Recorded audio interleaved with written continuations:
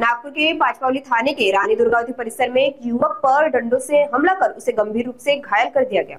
दरअसल युवक अपनी महिला दोस्त से बातचीत कर रहा था, तभी 3 लोगों ने उस पर जानलेवा हमला कर दिया। घायल युवक को अस्पताल में भर्ती कराया गया है। पुलिस ने मामले में कार्रवाई करते हुए आरोपियों को गिरफ्तार कर लिया है। हालांकि बाद में पुलिस ने दोनों पक्षों पर मामला दर्ज कर जांच शुरू कर दी है। वैशालीनगर येथे एका मुलांनी बाहेरचा मुलगा इथं येऊन एका पोरीसोबत बोलत असताना तिथले भाडेकरूंच्या लक्षात आल्यामुळे भाडेकरून सांगितले की या ठिकाणी बोलू नका। 10 मिनिटं वाट बघितल्यानंतर ते निघून न गेल्याने त्यांनी तिथं बोलल्यावरून त्यांनी एक दुसऱ्याच्या मनात राग ठेवून ते हातापायी गेले। त्याच्यात तेवढ्यातच एकाने दंडा उचलल्याने त्या दंडाच्या मारहाणीमुळे एकाला जखम झालं, त्या पोरीसोबत बोलणाऱ्या पोराला। त्याच्या रिपोर्टवरून आपण गुन्हा दाखल केला। त्याच्यात भाडेकरू राजस्थानचे असल्यामुळे त्यांच्यावर गुन्हा दाखल करून प्रतिबंधक कारवाई करण्यात आली।